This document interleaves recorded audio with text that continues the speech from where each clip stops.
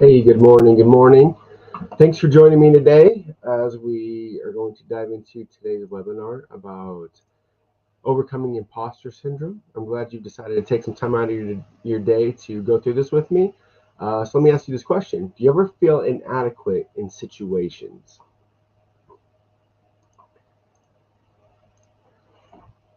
Most people do experience moments of self-doubt, and that's normal. But when temporary feelings of negativity become constant, and you don't feel worthy of titles and achievements that you've earned, it's time for a change. Studies suggest that 70% of people, experience imposter syndrome at some point in their careers. Today, we'll be discussing what imposter syndrome looks like and how to overcome the symptoms of it so that you can step up to the plate and stop worrying so much. Let's dive into the most important question. What is imposter syndrome? Well, it's a psychological pattern of self-doubt where people disregard their accomplishments while having a persistent fear of being exposed as a fraud, quote unquote. In other words, this phenomenon reflects a belief that you're inadequate and incompetent despite evidence that proves otherwise. Imposter syndrome is not considered an official diagnosis by psychologists, but it is recognized as a phenomenon that could lead to diagnosed disorders such as depression. In the arena of personal growth, imposter syndrome can rear its head as we work to replace pride with humility. Now, true humility is powerful, but when we view humility as the opposite of pride, we sometimes start a pattern of self-doubt and self-degradation.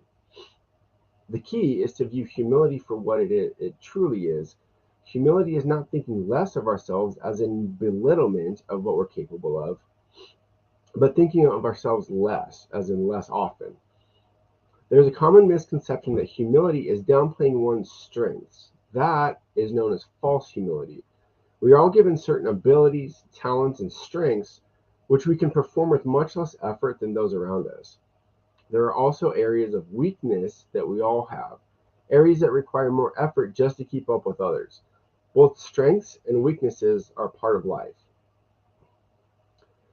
As it has been stated, humility is not denying your strengths. Humility is being honest about your weaknesses. Now, I believe in the God of the Bible, and I believe that we are all created with specific strengths, demeanors, personalities, and even weaknesses to accomplish a specific purpose in our lifetime. To believe the self-doubt of imposter syndrome, despite the evidence of past accomplishments, is not only to deny ourselves, but is denying the purpose for which we were created.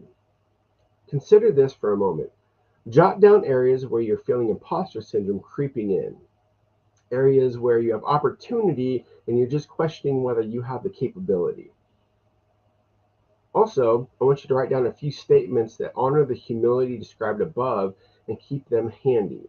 So I want you to write down areas of opportunity where you're maybe not sure that you have what it takes, areas where you've accomplished things or been successful in this area, but just not sure if you have what it, to fulfill that particular role. And I also want you to write down how your life has been a reflection of the idea of humility, identifying your strengths, but being aware of your weaknesses. Now, as we think about those things, and we'll come back to them in a little bit, where did the idea of imposter syndrome first begin? It was identified in 1978 by psychologists Pauline Rose Chance and Suzanne Imes. In their research, they theorized that women were uniquely affected by imposter syndrome. However, since 1978, it has been shown that both genders experience imposter feelings. Maybe you haven't openly thought to yourself that you're a fraud, quote unquote, or an imposter, but perhaps you've brushed off your successes as luck or being in the right place at the right time. Does the idea of success as luck sound like something you've thought or are thinking now with your successes?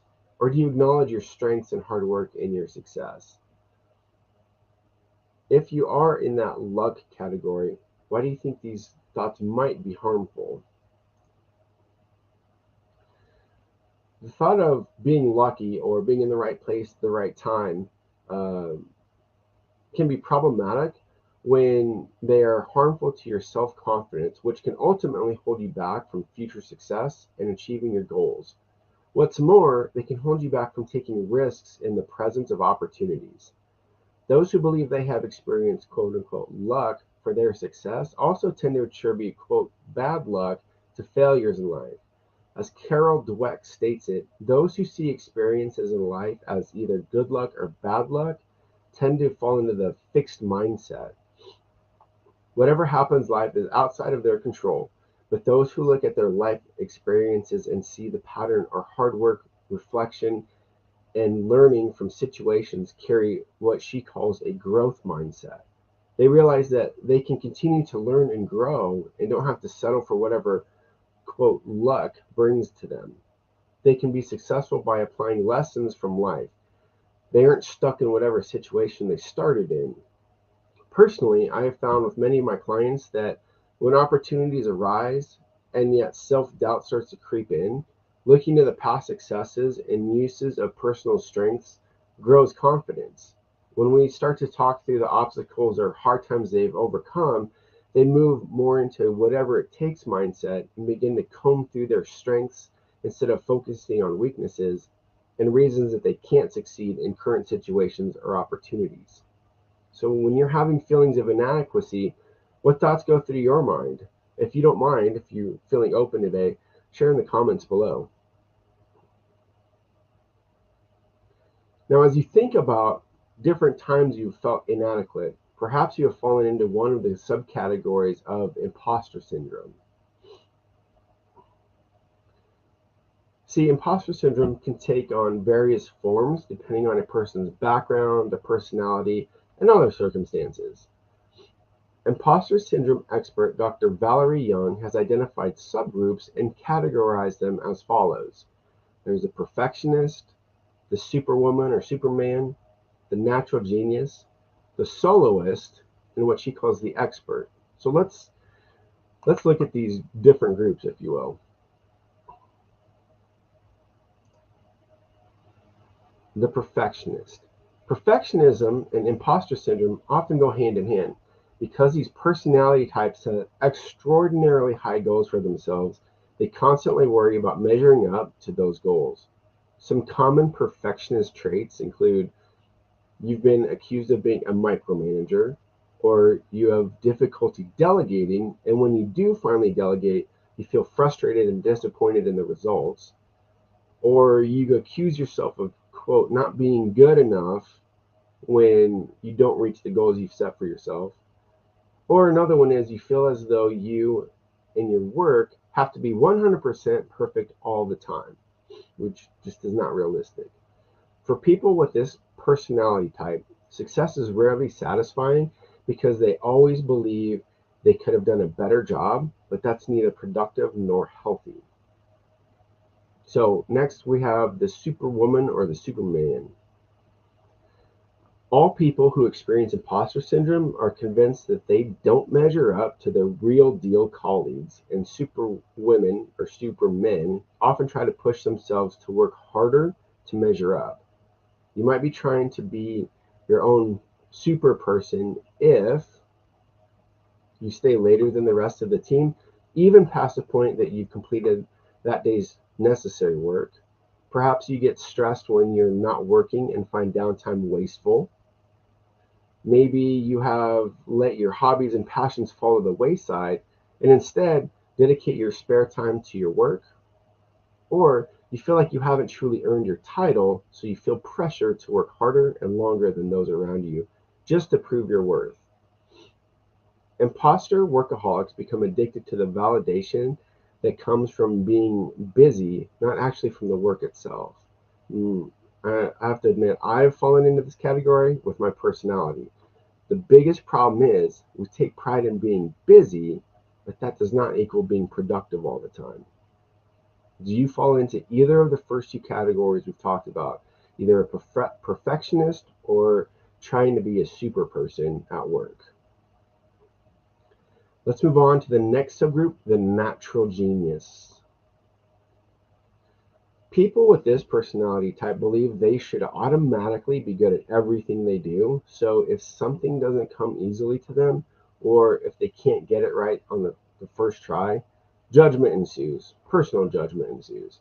This might apply to you if you're used to excelling without much effort, or you have a track record of getting straight A's, or maybe you were frequently told as a child that you were the smart one in your family or peer group. Maybe you dislike the idea of having a mentor because you feel as though you can handle things on your own. Perhaps your confidence crumbles when you're faced with a setback, or you often avoid challenges because it's uncomfortable to try something you're not great at. For the natural geniuses joining today, do you ever feel like this when you try something new for the first time? I'm not gonna lie, sometimes this is the feeling that I get.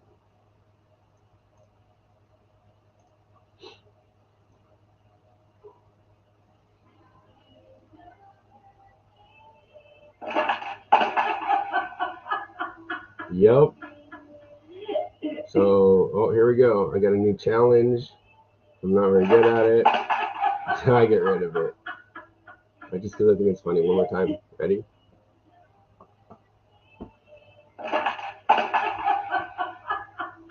The natural genius. All right. So now let's talk about the soloist. It's okay to be independent, but when you push away help because you want to prove your own worth, you could fall into the soloist category. Maybe you feel a strong need to accomplish things on your own, or you often think or say, I don't need anyone's help. Another one is you frame requests in terms of the requirements of the project rather than your needs as an individual.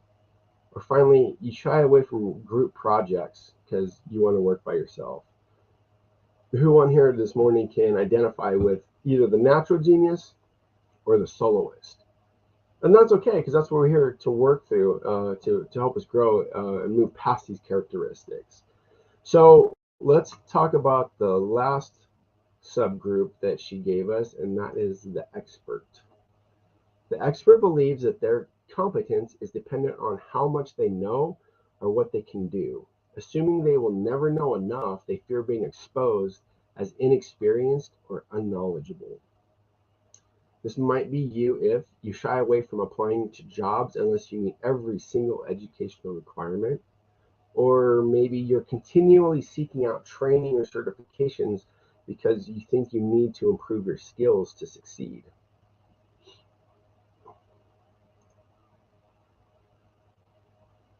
Maybe you've been in your role for some time, but you can still relate to feeling as though you don't know enough.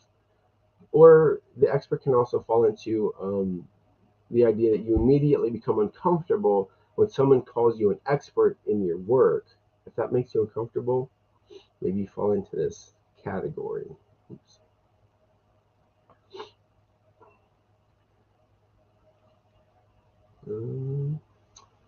Do any of these sound familiar to you? Which ones stand out the most? So let's dive into the causes of imposter syndrome now that we've identified some of the subgroups or subcategories of imposter syndrome. What causes it? Factors outside of a person, such as environment, can play a major role in imposter feelings.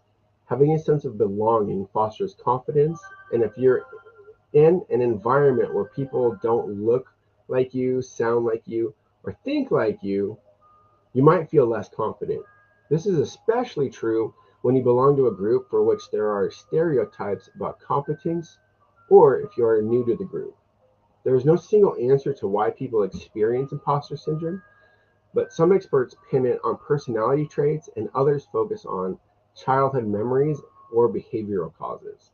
Regardless of what causes those thoughts, there are ways to work through them. Let's take a look at an example. This example comes from the story of Gideon in the Bible. Gideon was the fifth judge over Israel in the book of Judges. In chapter 6, we find Gideon threshing wheat in a wine press, hiding it from the Midianites, who were the ones who had overthrown Israel. So the action is significant because Gideon is doing something good for his people, but he's in the cover of darkness. He's in hiding. So an angel of the Lord comes to Gideon and tells him he is the one who will save Israel from the Midianites. And to this, Gideon sulks for a bit. So the angel identifies his purpose. Gideon then looks at the current circumstances which he and his people face. The oppression from the Midianites over Israel was their reality. This was actually happening. The angel refers to Gideon as a mighty man of valor, but Gideon didn't see himself as such, and that's where that imposter syndrome comes in. If he did see himself as a mighty man of valor, someone who was humble but confident, he wouldn't have been working in the dark to provide for his people. He wouldn't have been looking for someone else to save him and his fellow Israelites from the Midianites. In response to this calling, Gideon pleads that not only is he and his clan or his family the weakest in the area, but he's also, in his own eyes, the least in his father's house. So he was looking at the situation from a negative viewpoint. This is a place many people have found themselves being called to their purpose. Often, like Gideon, we look at our current circumstances and our beginnings, often overlooking our accomplishments and the acquisition of skills, thereby dismissing our ability to fulfill such an opportunity.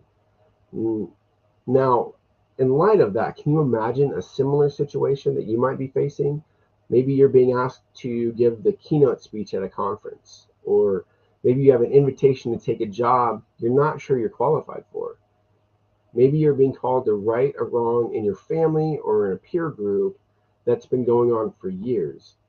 You look over your shoulder for the guy or gal they're really talking to, right? Like, am I really the one that has to do this? Am I really the one to fulfill this opportunity? You should know that Gideon does step up and defeats the Midianites as promised, plus more. What would happen in your life if you trusted yourself a bit more and simply said yes when asked to do something important that you have a track record of success in? I would like to hear comments about this if you're willing.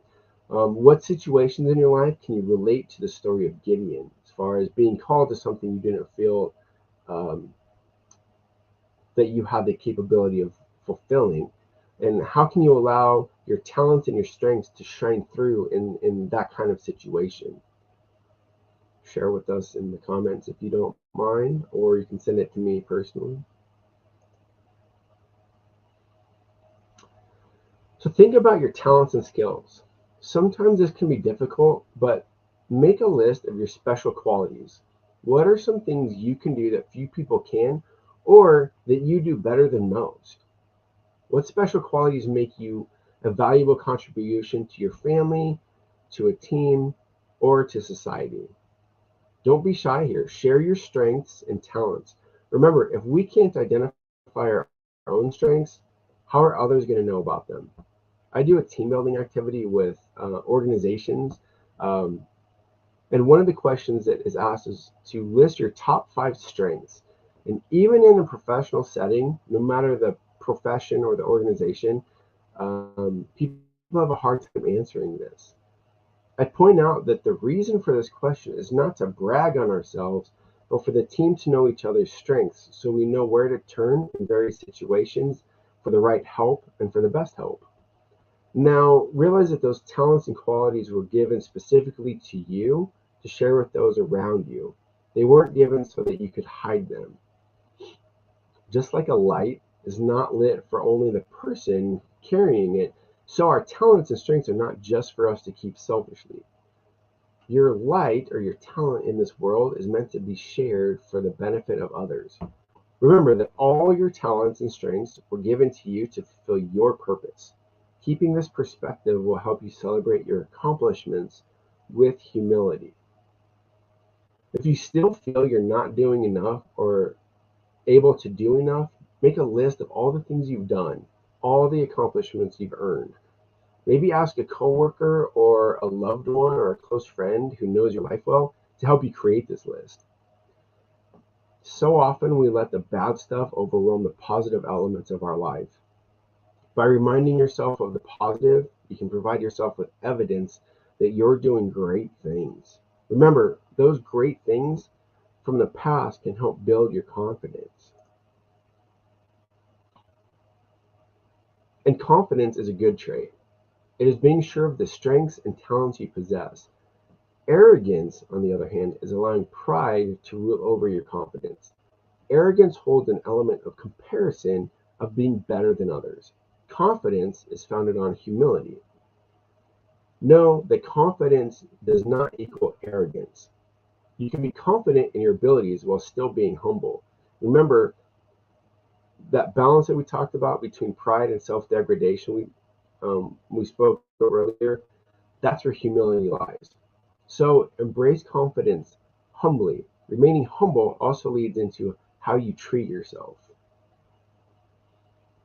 It's good to be humble, but if you're always rejecting praise or compliments from others, that is false humility, and that's not good for your mental health. Because that is that belittlement I mentioned earlier of the false humility. If you're serious about trying to shift the way you think about your own success, then you need to start being nicer to yourself. If someone complimented your friend, you wouldn't step in and say, no, no, it was nothing. They did hardly put any effort into it. You would jump in and also praise your friend for what they had accomplished.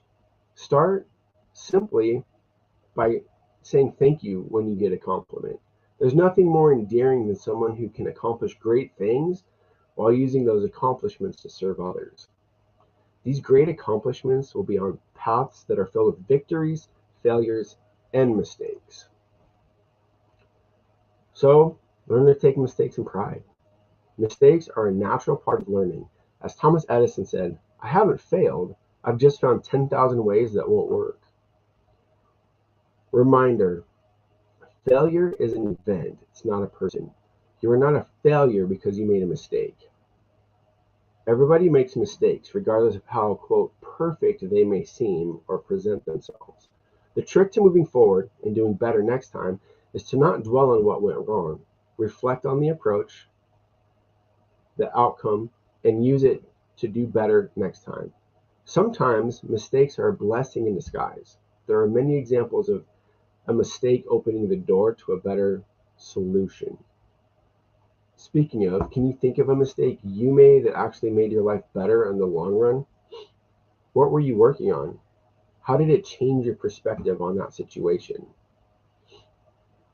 In my personal story, I had a big mistake, and I would say it was a big failure in my professional career where I partnered with the wrong person in an attempt to launch a business. The person didn't fulfill their responsibilities to get the business started, and that led to a failed business venture that never got off the ground, as well as financial issues that had followed me for a long time.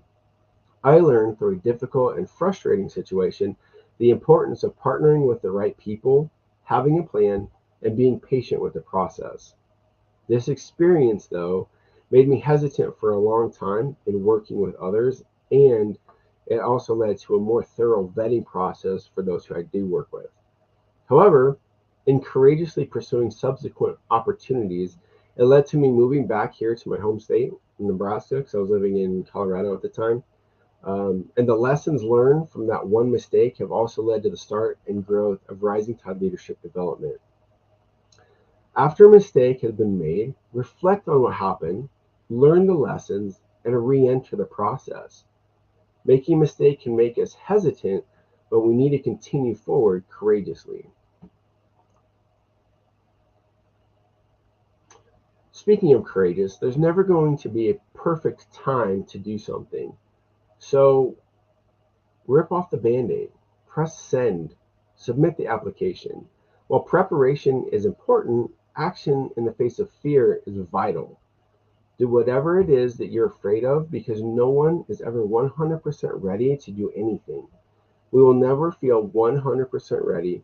We might even be fearful of the outcomes. But there is no courage without fear. As a wise person once said, courage is not the absence of fear, It is moving forward despite fear.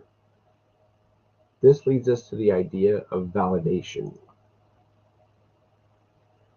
No one, not even your boss, should have more power than you to make you feel good or bad about yourself. You can't control the way other people will treat you or react to your work. If you're always striving to get that stamp of approval to feel good about what you've done, you may never get what you're looking for. Don't let that drain you or hold you back from continuing your journey forward. I speak often with my clients on what I call the circle of control. So if you were to draw a circle on a piece of paper and write down anything that happens in your life, where does it go on that picture? If it is inside the circle, it's something that you have direct control over. Things like your effort and the decisions you make go inside the circle. Anything that you don't have direct control over gets written outside the circle. Things like the effort of others, their opinions and perspectives. What often happens is we spend too much time trying to affect the things that are outside our circle of control, like seeking the approval of others, but at the end of the day, it is something we can't ultimately control. If we reference the circle in any situation, it helps us to realize which situations we can control, which ones we can't, and in recognizing, we can make better choices as to where we expend our energy. Do you place a lot of value on external validation? Most people do. We can all benefit from working on this one. How do we do that? By turning our focus inward. Like many paralyzing emotions, imposter syndrome is characterized by focusing inward, and we need to focus outward. I'm sorry, I misspoke earlier. Have you ever heard the phrase, get out of your head? Well, it's true. It means to stop living in your repetitive thoughts and focus on something else. Stop focusing on yourself and your negative self-talk, and you can break patterns. When we're talking about focusing outward, it means that we're not going down that rabbit hole or that rabbit trail of the negative thoughts that lead us to our own conclusions without looking for the truth. When we stay in our negative thought patterns, it is easy to imagine and even convince ourselves of the thoughts others have of us. We start to build a narrative that is not based on truth, but on our perception, which can often lead to negative and incorrect conclusions. So stop meditating on the lies that you don't have what it takes or aren't good enough. Start looking at the things you have accomplished and see how many people you have served and helped along the way. Maybe volunteer, find a cause that means something to you and go help out. Or do a flow activity. This is an activity that makes you lose track of time and become completely absorbed. It could be anything artistic like drawing or singing, or athletic like running, or anything that requires your focus.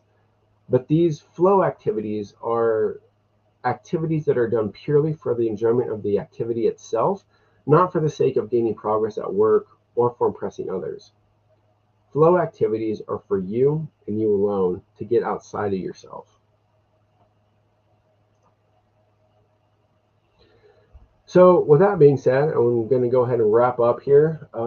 As always, I thank you for taking time out of your day to join me. I hope that you learned something useful and valuable in combating one of the subgroups of imposter syndrome. It's always a joy to be able to share information in these webinars. Also, I want to just say how proud I am that each of you and those who have been on my webinars before, for taking and choosing yourself and choosing to grow yourself personally and professionally by taking the steps toward becoming better and more confident. If you have any questions, please message me here on my Facebook on the Rising Tide page, or you can email me at elijah@coachelijah.com. I hope that you have a great rest of your day and a great rest of your week, and I look forward to hearing from you.